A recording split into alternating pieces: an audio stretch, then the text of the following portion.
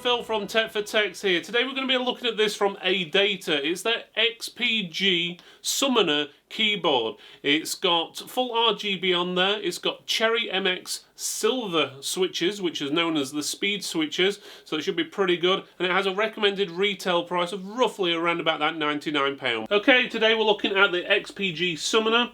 Its tagline is "Summon Your Strength." It comes with Cherry MX RGB Key Switches. In this case, this one is the silver, but I have seen red out there as well, and I have a feeling there may be blue as well. It's got 7 predefined RGB modes, magnetic ergonomic wrist rest, media control keys, macro keys, 100% anti-ghosting keys, sandblasted aluminium frame design, USB pass-through, and 9 replaceable red keycaps. Okay, let's have a quick look at the box before we open it up. You can see the keyboard there, the wrist rest as well. It says XPG Summoner RGB Gaming Keyboard there. It tells you about the MX switches. It doesn't say on the front which one it is, but it does on the side. And it says Speed Silver MX, and that's Cherry MX switches. It's got RGB, magnetic wrist rest, media controls, USB pass-through, and 9 replaceable keycaps. Pretty much says the same on the side. On the back, you turn it round so you can see it. You can see there where you put your replaceable keycaps. Magnetic ergonomic wrist rest goes there, so hopefully that will stick to the actual keyboard, stop it sliding around. Sandblasted aluminium frame, USB pass-through, multimedia controls. It looks like it's got a wheel for the sound, so that's good. I do like that. 100% Cherry MX mechanical switches. So let's take a look and see what we've got inside the box. Okay, so this is what you've got inside the box. First thing is the warranty card, and we'll chuck that on one side, but it does actually come with a 2-year warranty, so that's not too bad. You've also got your quick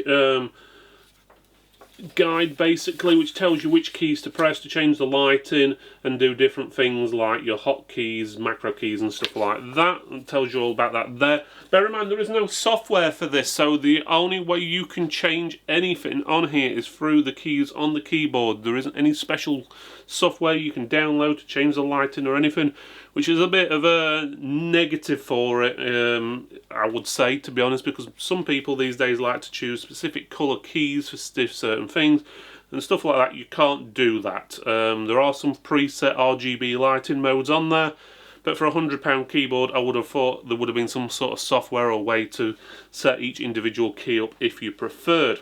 Also inside the pack you have got some stickers. So for those of you who like stickers, well, there's some small stickers there, nothing too big, but there are 1 or 2 little stickers there for you. And you've got your keycaps. So you can replace basically your WAS and D keys, your arrow keys, your Windows key, and you've got your keycap remover there, which you basically just put that over the key pull and it pulls the key out basically. So you've got those there if you wanted them. They're all shrink wrapped. Actually, you could probably go out and buy your own keys if you really wanted to and attach it to that as well. A lot of people do these days and have their own styles and so forth. And that leaves you with the keyboard and the actual wrist rest. The wrist rest looks alright. It's nice and spongy, so it's ideal. It is magnetic, so if I push that towards the keyboard, it will automatically click in place, and then you just put a little bit of pressure and it comes undone. There's no clips or anything. One thing I have noticed about the wrist rest, this table is flat, and I've just double checked on another table just to make sure. But if you look at the pad, and then it's not flat, it wobbles. There's a slight bend in the plastic of the wrist rest, which isn't brilliant in all honesty.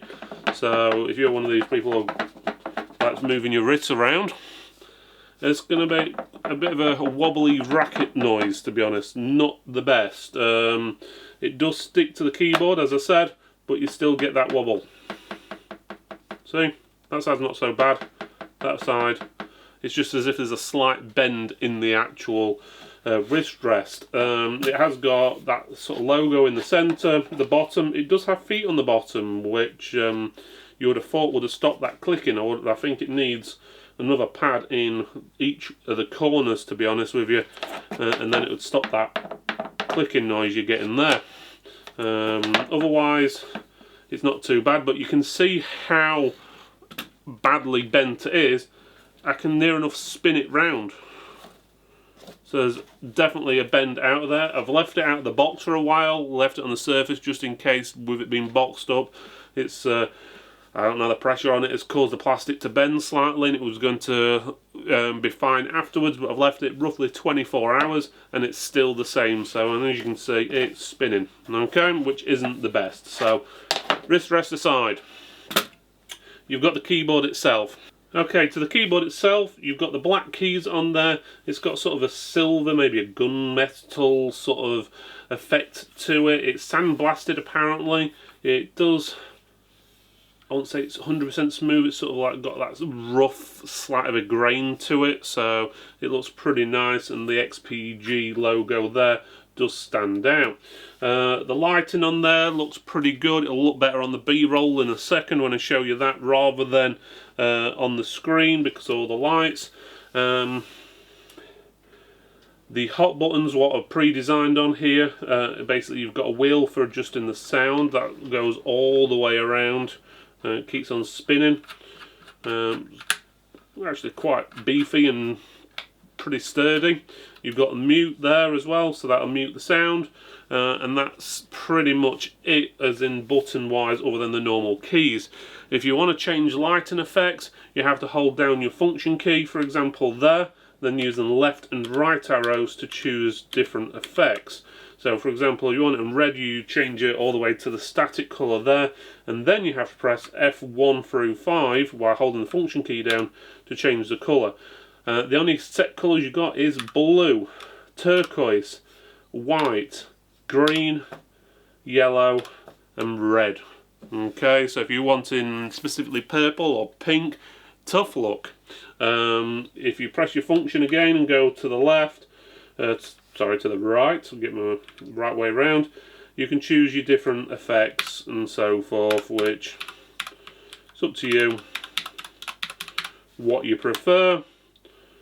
The wavy effect is probably the best one, the rainbow effect, but again, that's totally up to you. But you cannot set each individual key as a specific colour, unfortunately.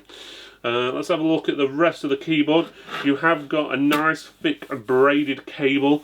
The cable has two USB ports on the end. One is for the pass-through, and one's for the actual keyboard and the lighting and so forth. So the pass-through is there. So if you wanted to plug a mouse into there, or a USB pen or something like that, when you've got it hooked up to your PC or laptop, then that would work absolutely fine. Otherwise, there's nothing else special on there, in all honesty. The bottom is pretty simple. You've got 4 rubber feet in each corner. One thing to note is the tilts on the bottom. They don't exactly have rubber on it. It's like it's a softer plastic than the rest of the plastic, but it's not exactly proper rubber. It doesn't leave a mark on it when you sink in or anything, but it does feel a bit softer. When you've got the keyboard on the table though, when you've got the feet up, it doesn't move, which is the main thing, so you have to give it a good bit of bumping to get it to move around. It's quite heavy, it's sturdy, it's thick, it's not going to bend, as you can see there. Which is pretty good. So that's a nice sturdy keyboard. What does it sound like? Let's have a look. So the decibel rating in this room at the moment is going to be roughly around about 45 decibels.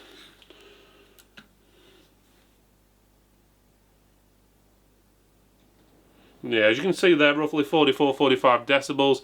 This is going to show you roughly how loud the keyboard is typing.